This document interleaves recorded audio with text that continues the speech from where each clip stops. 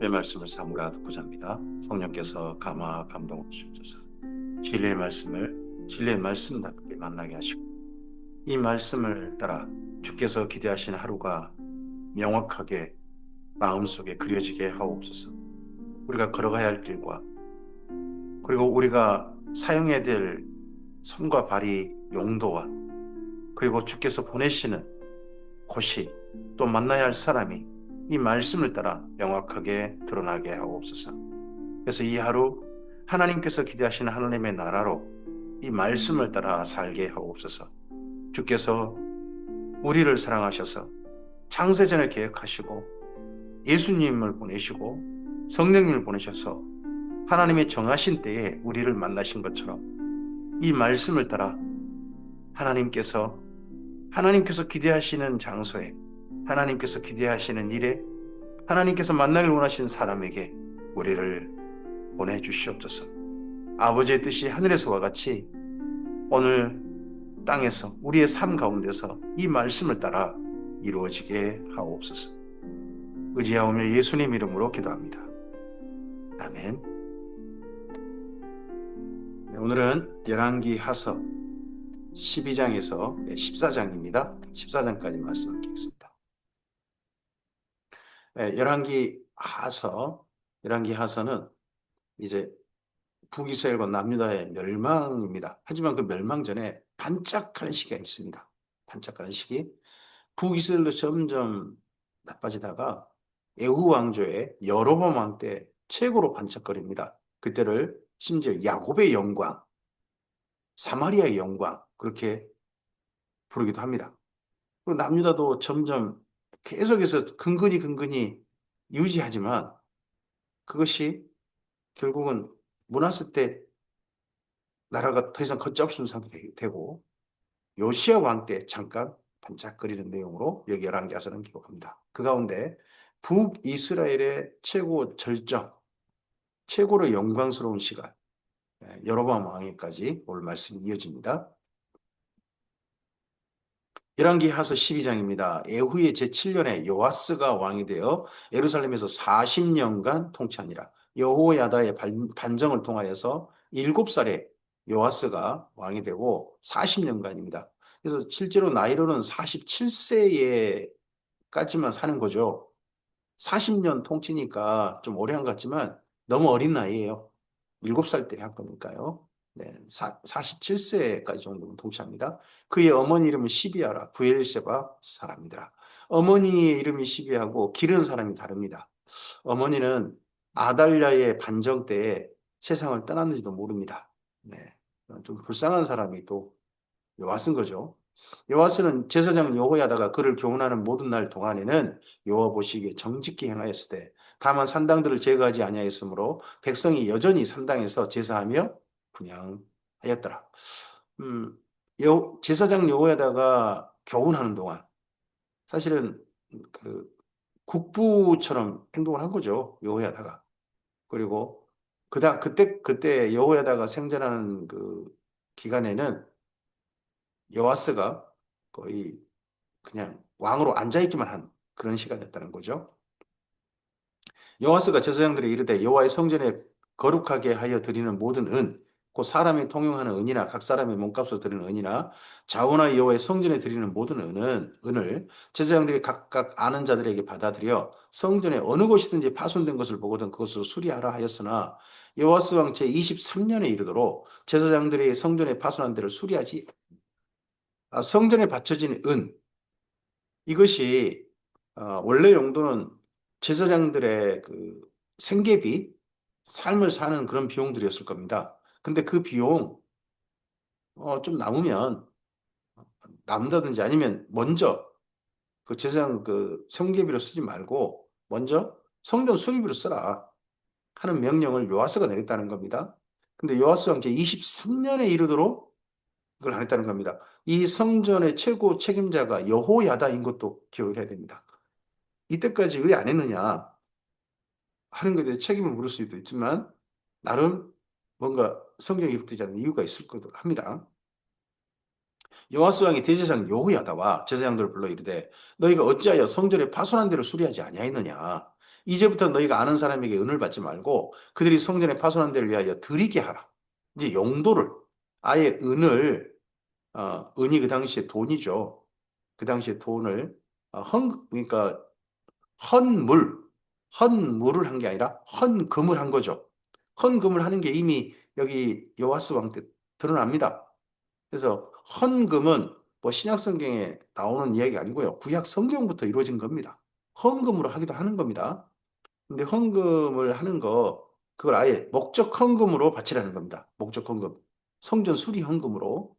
제사장들이 다시는 백성에게 은을 받지도 아니하고 성전 파손한 걸 수리하지도 아니하기로 동의 아니라. 이거 제사장들 일 아니다. 제사장들은 손 뗀다. 성전 수리에 대해서는. 대신에 제사장 여호야다가 한 괴를 가져다가 그것의 뚜껑에 구멍을 뚫어 성 여호와의 전문 어기 오른쪽 그 제단 옆에 둠에 여호와의 성전에 가져오는 모든 은을 다 문을 지키는 제사장들이 그 궤에 넣었더라. 어, 성전에 가져오는 모든 은이라고 그렇게 표현을 합니다. 근데 나중에 보면 성전에 가져오는 모든 은은 또 아닌 게 살짝 보입니다. 하지만 특별 목적 헌금 용도로 해서 아예 헌금을 따로 드리겠습니다. 이 헌금을 바치는 괴를 가리켜서 연보괴라고 합니다. 특별 목적 헌금을 다른 말로 연보라고 하고 연보만 담는 헌금함을 연보괴라고 표현하는 거죠.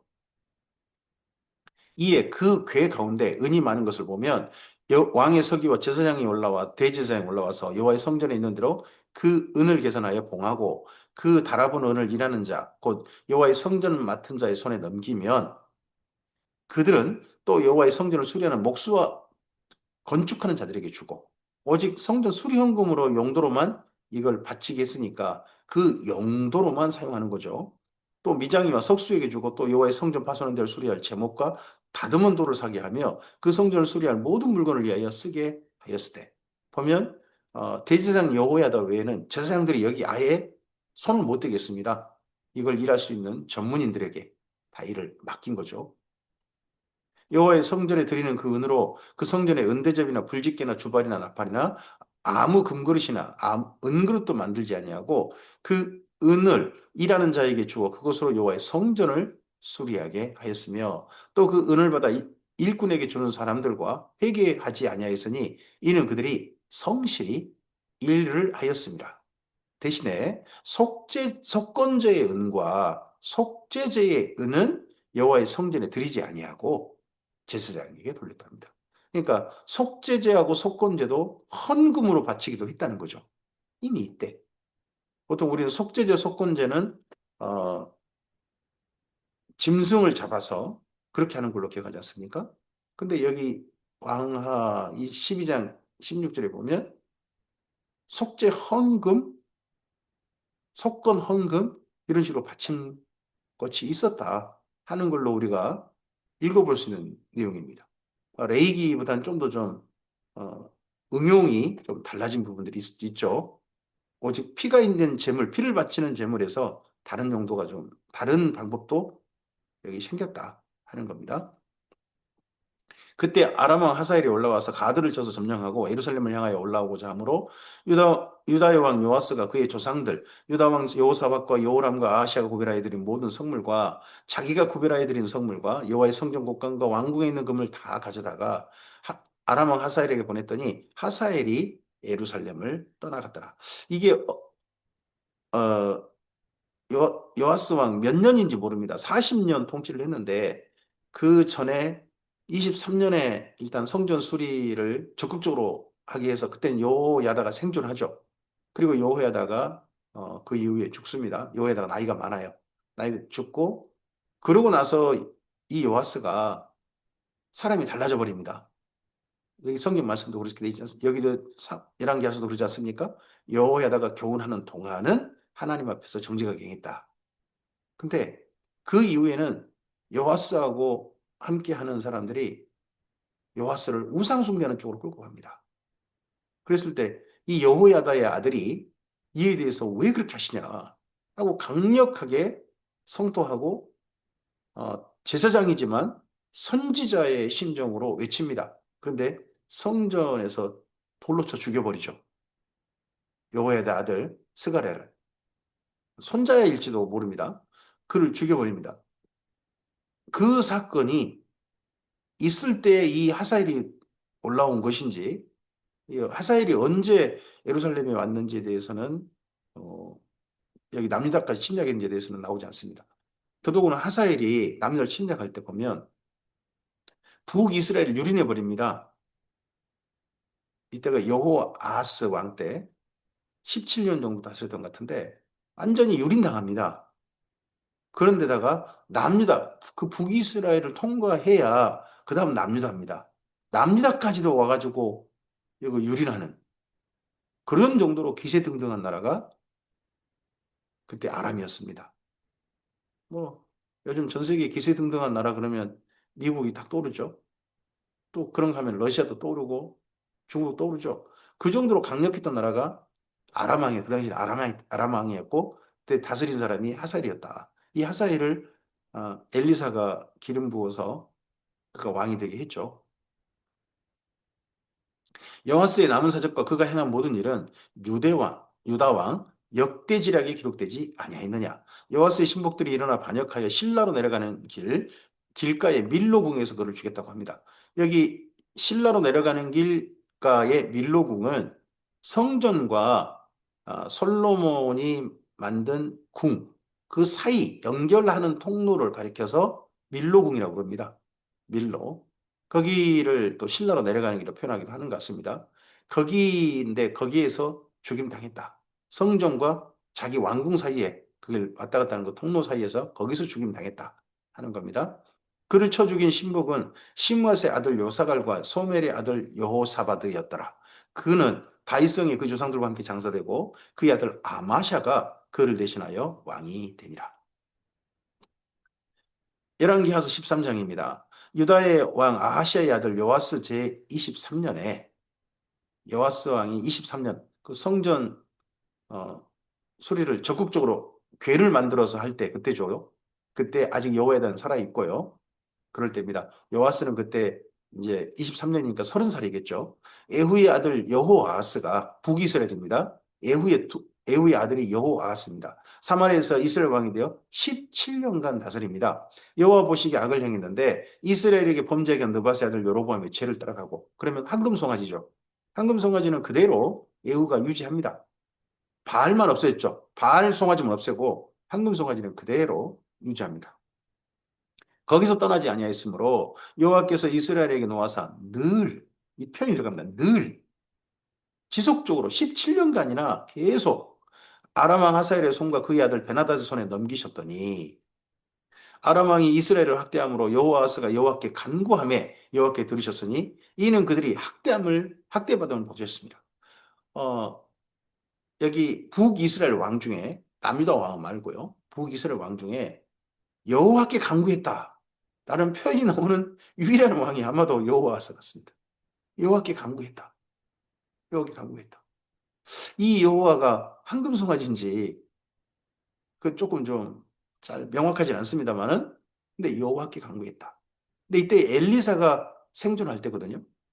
그러면 엘리사의 하나님 갈멜산에서 그때 제사를 드렸는데 엘리사와 함께 하는 사람들이 그 엘리사가 믿는 바로 성경의 하나님 참된 하나님, 그 하나님께 간구했다 하는 표현으로 읽어볼 수도 있겠죠. 그런 왕이라면 더더구나 여호와스가 유일합니다.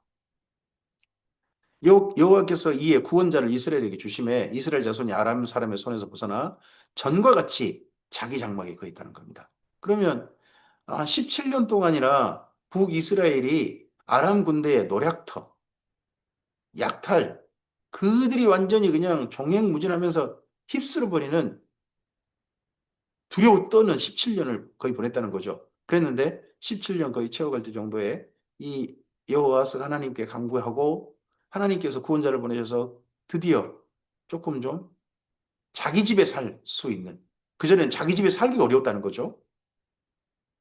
그들이 이스라엘에게 범죄하게 한 여로보암의 집에 죄에서 떠나지 아니하고 그 안에서 따라 행하며 또 사마리아에 아세라 목상을 그냥 두었더라. 이런 여호와 하나님께 간구해서 이런 평안을 얻었는데 나머지 건 그대로 하더라.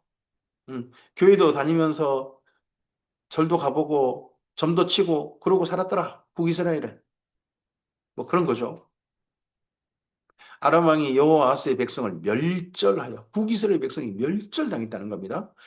타작마당에 티끌같이 되게 하고 마병 50명과 병거 10대와 보병 10,000명 외에는 여호와스에게 남겨두지 아니했더라. 군대 숫자도 아람 왕이 조절을 했어요. 아람 왕이 거의 속국처럼 북이스라엘이 존재했던 겁니다.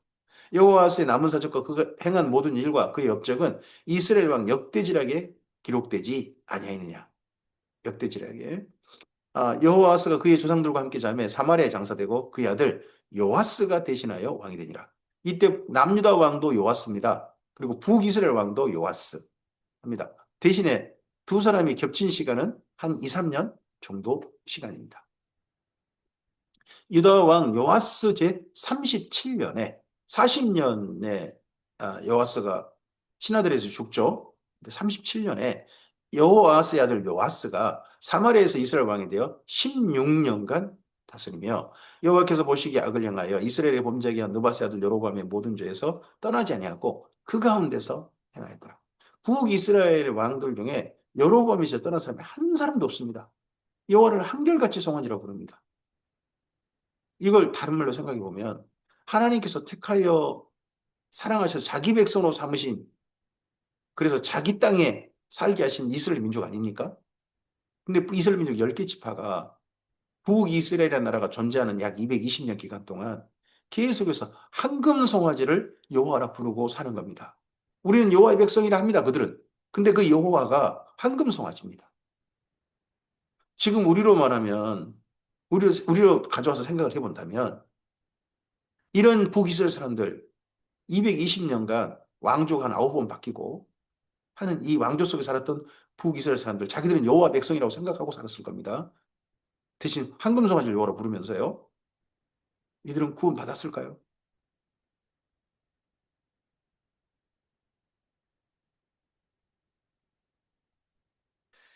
여호와스의 남은 사적과 행한 모든 일과 유다 왕 아마샤와 싸운 그의 업적은 이스라엘 왕 역대지락에 기록되지 아니하였느냐 합니다. 여기 열왕기 상하서에 중요한 인용, 책의 인용이 있는데 하나는 남유다 역대지락이고 또 하나는 북이스라엘 역대지락입니다. 가장 어떻게 보면 객관적인 자료, 중요한 국가에서 직접 만든 사료, 거기에 근거해 가지고 이 성경을 쓰고 있다 하는 게 보입니다. 나중에 역대기는 좀 더 자료를 방대하게 더 많이 사용합니다. 훨씬 더 많이 자료를 사용해요. 하지만 여기 열왕기 상하서는 두 권입니다. 남유다 역대지략, 북이스라엘 역대지략. 여호와스가 그의 조상들과 함께 자매 이스라엘 왕들과 함께 사마리아에 장사되고 여로보암이 그 자리에 앉으니라. 이때 정도에 여호와스 왕 때입니다. 여호와스 왕 때 엘리사가 죽을 병이 들매 이스라엘 왕 여호와스가 그에게 내려와 자기 얼굴에 눈물을 흘리며 이르되 내 아버지여 내 아버지여 이스라엘의 병과 마병이여 하매 엘리사가 그에게 이르되 화살들을 가져오소서 하는지라. 활과 화살들을 그에게 가져오매 또 이스라엘 왕에게 이르되 왕의 손으로 활을 잡으소서 하매 그가 손으로 잡으니 엘리사가 자기 손을 왕의 손 위에 얹고 이르되 동쪽 창을 여소서 하여 곧 열매 엘리사가 이르되 쏘소서 하는지라 곧 쏘매 엘리사가 이르되 이는 여호와를 위한 구원의 화살 곧 아람에 대한 구원의 화살이니 왕이 아람 사람을 멸절하도록 아벡에서 치리이다 하니라. 아벡. 이 아벡은 여러 번 등장합니다. 여기가 에베네셀 바로 근처라는 겁니다. 근데 이 아벡 전투는 예전에 블레셋과의 전투도 있었고 또 이후 여기 아람과의 전투도 아벡 전투가 한 몇 번 나옵니다. 근데 이 요아스 왕 때 아벡 전투가 결정적인 계기가 되는 것 같습니다. 이때 아람 군대가 거의 멸절하도록 이전에는 북이스라엘이 멸절당하다시피 했는데 이제는 아람 군대가 멸절하도록 당하는 대표하는 그 전투가 아벡 전투였다는 겁니다. 또 이르되 화살들을 집으소서 곧 집음에 엘리사가 또 이스라엘 왕에게 이르되 땅을 치소서 하는지라 이에 세 번 치고 그친지라. 하나님의 사람이 노아에 이르되 왕이 대여섯 번을 칠 것이니이다. 그리하였다면 왕이 아람을 진멸하기까지 쳤으리이다. 그런즉 이제는 왕이 아람을 세 번만 치리이다. 아벡 전투 이후 한 두 번 더 대승을 거두는 그런 전투가 있다는 뜻이겠죠. 그런데 아람을 완전히 확실하게 점령하는 전투는 아니다. 전쟁은 아니다 하는 거겠죠. 엘리사가 죽으니 그를 장사였고 해가 바뀜에 모압 도적들이 그 땅에 왔다고 합니다. 엘리사도 결국 이렇게 사역을 마무리합니다. 참 성령의 갑절의 능력으로 엘리야의 사역보다 더 많은 하나님의 구원 사역으로 사역했습니다. 엘리사가 또 사역한 기간을 정확히 나오지 않습니다만 어, 어떻게 보면 앞서서 오므리 왕조 때 그때 사역을 물려받아서 에후 왕조의 3대 왕까지 3대 왕까지 긴 시간을 사역을 했습니다. 그 시간 사역하는 동안 엘리사가 얼마나 많은 하나님의 이적을 그 땅에 나타나게 했습니까? 그럼에도 불구하고 북이스라엘은 황금송아지에서 엘리사가 북이스라엘에 전도한 갈멜산에서 진정 하나님, 참 하나님을, 참 여호와 하나님을 섬겼던 바로 그 하나님은 전도되지 않았다. 이적만 맛보고 구경하고 전도되지 않았다. 이게 참 슬픈 일입니다. 하나님께 돌아오지 않았다. 변화가 없었다. 겨우 아람 군대 장관 나아만 이방인 아닙니까? 이방인이 돌아온 일이 있었다. 엘리사가 죽고 난 다음에도 또 이적은 일어납니다. 마침 사람을 장사하는 자들이 그 도적대를 보고 그의 시체를 엘리사의 묘실에 들이던짐에 시체가 엘리사의 뼈에 닿자 곧 회생하여 일어서더라. 믿기도 놀라운 그런 일이 있었다 하고 여기 열왕기하서에서 기록합니다. 이럼에도 불구하고 북이스라엘은 여호와 하나님께로 참 여호와 하나님께 돌아오지 않고 계속 황금송아지를 여호와라 부르고 자기들 하나님이라고 하고 우린 여호와의 백성이다 하고 있었다 하는 슬픈 이야기가 있는 거죠. 여호와스의 왕의 시대에 아람과 하사엘이 항상 이스라엘을 학대하였으나 여호와께서 아브라함과 이삭과 야곱과 더불어 세우신 언약 때문에 이스라엘에게 은혜를 베풀며 그들을 불쌍히 여기시며 돌보사 멸하기를 즐기하지 아니하시고 이때까지 자기 앞에 쫓아내지 아니하셨더라. 아람의 왕 하사엘이 죽고 그의 아들 베나다시 대신하여 왕이 되매 여호아스의 아들 요하스가 하사엘의 아들 베나다시의 손에서 성읍들을 다시 빼앗으니 아벡에서 크게 대승을 거두고 그리고 그 이후에는 아람이 북이스라엘을 점령했다는 겁니다. 북이스라엘 땅 일부를. 근데 그 성읍들을 다시 빼앗았다는 겁니다. 그 성읍들은 자기 부친 여호와스가 전쟁 중에 빼앗겼던 것이라 여호와스가 베나닷을 세 번 쳐서 무찌르고 이스라엘 성읍들을 회복하였더라. 한 대여섯 번 치지 엘리사의 말대로 세 번만 해서 이 정도로 하고 멈췄다는 겁니다. 열왕기하서 14장입니다. 이스라엘 왕 여호와스의 아들 요아스 제2년에 유다의 왕 요아스의 아들 아마샤가 왕이 되었습니다. 그래서 요아스가 겹치는 시간 한 2, 3년 정도인 거죠. 2, 3년 정도고. 그리고 남유다는 요아스의 아들 아마샤가 왕이 됩니다. 그가 왕이 된 때 나이가 25세라 예루살렘에서 29년간 다스렸습니다. 그의 어머니 이름은 여호와단이요 예루살렘 사람이더라. 남유다 왕에게는 어머니를 대부분 밝히고 있습니다. 그렇다면 여기 열왕기하서 읽을 때 기억해 봐야 됩니다. 왕이 하는 남유다 왕이 하는 행태는 어머니의 교육에 영향을 받았다. 왕이 좋으면 어머니가 좋은 교육을 했다. 왕이 나쁘면 어머니의 교육이 좀 안 좋았다. 이렇게 볼 수 있는 구절들입니다. 남유다 왕은 어머니를 밝히고 있다는 겁니다. 아마샤가 여호와 보시기에 정직히 행하였습니다. 하지만 그의 조상 다윗과는 같지 아니했다. 그의 아버지 요아스가 행한 대로 다 행하였어도 오직 산당들을 제거하지 아니하였으므로 백성이 여전히 산당에서 제사를 드리며 분향하였더라. 나라가 그의 손에 굳게 섬에 그의 부왕들을 죽인 신복들을 죽였습니다. 아마샤가 맨 처음에는 그냥 부왕을 죽인 사람들도 신하들도 누가 죽였는지 알고 있었는지 모르겠습니다. 그런 사람들도 그냥 있다가 나중에 확실하게 권력이 견고해지자 그때서 신하들을 죽였다는 겁니다. 하지만 죽일 때 율법을 따른 게 보입니다. 왕을 죽인 자의 자녀들을 죽이지 아니하였으니 이는 모세의 율법책에 기록된 대로 함이라. 곧 여호와께서 명령하여 이르시기를 자녀로 말미암아 아버지를 죽이지 말 것이요 아버지로 말미암아 자녀를 죽이지 말 것이라. 오직 사람마다 자기 죄로 말미암아 죽을 것이라 하였더라. 이건 신명기에 있는 말씀이죠. 연좌제 금지. 연좌제 금지. 뭐 우리 같으면 우리나라 같으면 예전에 삼족을 멸한다 막 그렇게 하지 않습니까? 친족 하여튼 세 가지 주변 이 사람과 연관된 뭐 친족, 외족의 그 다음 또 다른 족속까지 해가지고 완전히 멸한다 막 이거에 끔찍한 연좌제가 있었는데 여기는 원래 율법은 그 사람만 죄를 지은 당사자만 죽임 당한다 하는 건데 그걸 그대로 지킨 사람이 아마샤였다. 신하들을 숙청할 때 하는 겁니다.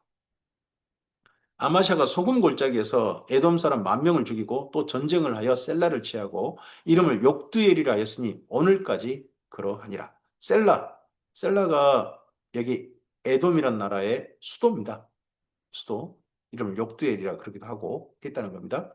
근데 여기 아마샤가 에돔하고 전쟁에서 대승을 거둔 겁니다. 아마샤가 에우의 손자 여호와스의 아들 이스라엘 왕 여호와스에게 사자를 보내 이르되 오라 우리가 서로 대면하자 한지라. 남유다가 저기 에돔 나라를 치고 난 다음에 기세 등등해졌습니다. 그래가지고 북이스라엘 여호와스한테도 우리 한번 해보자.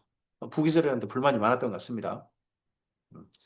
이스라엘 왕 요아스가 유다의 왕 아마샤에게 사람을 보내 이르되 레바논 나무 가시나무가 레바논 백향목에게 전가를 보내어 이르기를 내 딸을 내 아들에게 주 아내로 삼게 하라 하였더니 레바논 들짐승이 지나가다가 그 가시나무를 짓밟았느니라.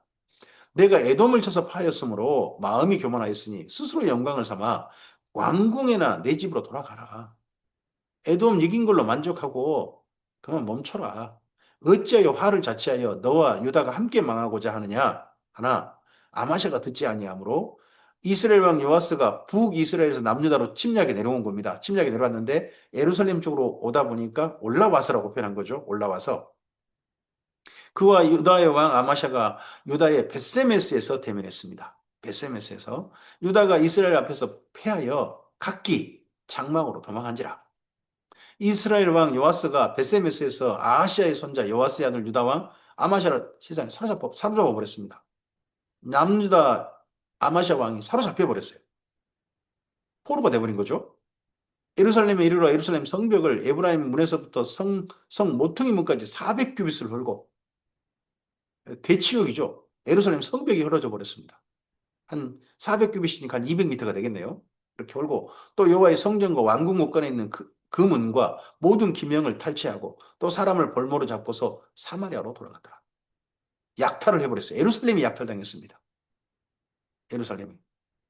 그러니까 예루살렘은 비교적 무너지지 않고 있는데 북이스라엘에 의해서 한번 약탈당한 적이 있는 겁니다. 이전에 또 그걸 보면 이집트에 의해서 약탈당하기도 하고 예루살렘을 늘 경고했다.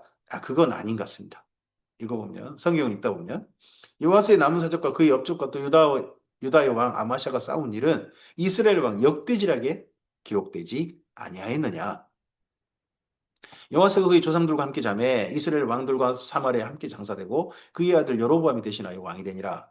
이스라엘 왕 여호아스의 아들 요아스가 죽은 후에도 유다의 왕 요아스의 아들 아마샤가 15년간은 더 생존했다 하는 겁니다. 아마샤의 남은 행적은 유다 왕 역대지락에 기록되지 아니하느냐. 양쪽 정사, 북이스라엘의 정사와 남유다 정사에 근거해서 여기 정사에 충실하게 기록하고 있는 이야기가 열왕기 상하서다 하는 것은 여기 밝히고 있습니다. 예루살렘에서 무리가 그를 반역한 고로 그가 라기스로 도망하였더니 반역한 무리가 사람을 라기스로 따라보내 그를 거기서 죽이게 하고 그 시체를 말에서 실어다가 예루살렘에서 그의 조상들과 함께 다윗성에 장사하니라. 슬프게도 여호와스도 신하들에 의해서 죽임당했고 아마샤도 신하들에 의해서 죽임당했습니다. 답니다. 왕인데 다윗 왕조예요. 다윗 왕조인데 다윗 왕조 그 마지막 죽음도 참 좀 씁쓸한 면이 많아요. 다윗 왕조임에도 불구하고 유다 온 백성이 그러자 아사랴를 그의 아버지 아마샤를 대신하여 왕으로 삼으니 그때 그의 나이가 16세였답니다. 이 아사랴는 다른 말로 우시야 그럽니다. 우시야 시대. 참 이사야 선지자가 그의 죽음을 굉장히 안타까워했죠. 음, 아마샤가 그의 조상들과 함께 잔 후에 아샤라, 우시야가 엘랏을 건축하여 유다에 복귀시켰더라. 유다의 왕 요아스의 아들 아마샤 제15년에 이스라엘 왕 요아스의 아들 여로보암이 사마리아에서 왕이 되어 41년간 다스렸으며 여호와 보시기에 악을 행하여 이스라엘에게 범죄하게 한 느바스의 아들 여로보암의 모든 죄에서 떠나지 아니하였더라. 41년 북이스라엘에서 가장 오래 다스린 왕입니다. 여로보암 2세가 가장 오래 다스렸어요. 41년 다스렸으니까요. 근데 황금송아지 떠난 적 없다 하는 겁니다. 이스라엘의 하나님 여호와께서 이렇게 했지만 악을 여전히 행했지만 이스라엘 하나님 여호와께서 그런 이스라엘의 하나님 여호와라는 겁니다. 황금송아지를 계속 여호와라 부르고 있는데 그런 이스라엘의 하나님 여호와. 북이스라엘의 행태와 이스라엘 사랑하시는 하나님 사이가 간격이 너무 멉니다. 하나님이 이런 이스라엘 사랑하는데 이스라엘은 하나님을 엉뚱하게 황금송아지를 여호와라 부르면서 그 많은 시간을 진짜 소모해버리고 있는 거죠. 허비해버리고 있는 거죠. 근데 이스라엘 하나님 여호와께서 그의 종 가데벨 아mit대의 아들 선지자 요나를 통해 하신 말씀과 같이 여로보암이 이스라엘 영토를 회복하되 하맛 어기에서부터 아라바 바다까지 하였습니다. 가장 강력한 군사력을 가지고 나라를 회복했던 다윗 왕 때 영토를 북쪽을 향하여 영토를 회복한 사람이 이 여로보암 2세였다는 겁니다. 하맛 어기가 다윗 왕 때 최고 북쪽 경제였습니다. 근데 이때 그 여로보암이 그 이런 일들을 나라를 강성하게 했는 군사력이 강한 나라를 만들었는데 그때 이 일을 예언한 사람이 요나라는 겁니다. 요나서. 그래서 이때 정도에 북이스라엘 왕 여로보암 왕 때 요나서를 우리가 읽을 수 있는 겁니다. 이때 요나 선지가 보냄 받았으니까요. 이는 여호와께서 이스라엘의 고난이 심하여 매인자도 없고 노인자도 없고 이스라엘 도울 자도 없음을 보셨고 여호와께서 또 이스라엘의 이름을 천하에 없이 하겠다고도 아니하셨으므로 요아스 아들 여로보암의 손으로 구원하심이었더라. 여로보암의 남은 사적과 모든 행한 일과 쌓은 업적과 다메섹을 회복한 일과 이전에 유다에 속하였던 하맛을 이스라엘에 돌린 일은 이스라엘 왕 역대지략에 기록되지 아니하였느냐. 여로보암이 그의 조상 이스라엘 왕들과 함께 자고 그의 아들 스가랴가 대신하여 왕이 되니라. 그래서 스가랴까지 해서 5대가 됩니다. 에후 왕조는. 근데 4대 왕인 여로보암 때 가장 강력했다는 겁니다. 이때 사마리아의 영광, 북이스라엘의 영광이라 불리는 그런 때였습니다. 이때 정도에 선지자가 그나마 나라가 평안합니다. 나라가 안정되어 있습니다.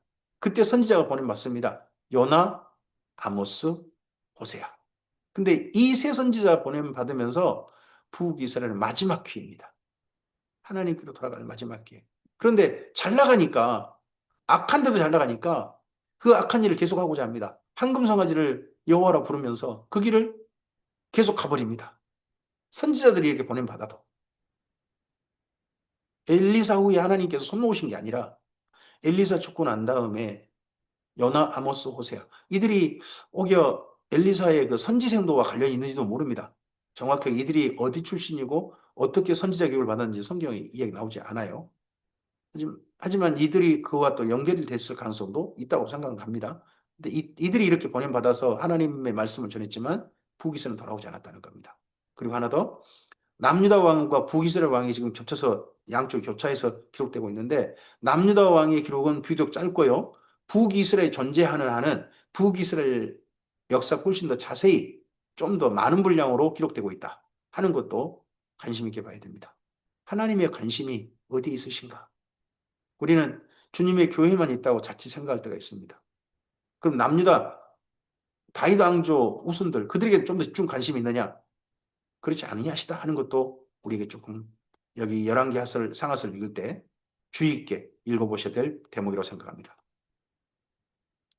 그래서 내일은 요나서로 이어가도록 하겠습니다. 하나님께서 하나님의 선지자들을 보내셔서 주님의 일을 이루십니다. 주님의 일을 이루시는데 이때 왕들을 바꾸고 선지자를 보내시고 하셔도 남유다도 계속해서 좀 괜찮지만 거기서 발전이 없고 북이스라엘은 황금성까지 벗어나지 못하고 사람만 바뀌는 고난 속에서도 고난 당할 때 잠깐 여호와께 간구하지만 하나님께 돌아오지 않는 안타까운 시간만 흐르고 있는 게 보입니다. 하나님께서 이러라고 북이스라엘과 남유다를 그 땅에 존재하게 하신 것은 아니죠. 오늘 우리의 존재 목적, 하나님께서 이 땅에 살게 하신 뜻을 우리들이 기억했으면 좋겠습니다. 왜 우리를 이 땅에 살게 하시는가? 우리 삶에 분명하게 하나님께서 우리를 이 땅 가운데 보내시는 이유가 명확해서 우리의 삶의 길이 이리저리 흐트러지지 않고 다른데 헛곳에 헛되게 소모되지 않고 바르게 우리 인생이 주님 안에서 사용되었으면 좋겠습니다. 오늘이 복되었으면 좋겠습니다. 오늘 주님의 뜻을 받들어가는 소중한 하루였으면 좋겠습니다. 성령께서 우리의 감화감동하시고 길을 명확하게 보이셔서 우리라는 분명한 예수님께 내신 그 길을 따라가게 하는 오늘 이 길을 소원합니다. 주께서 함께 하시길 바랍니다. 감사합니다.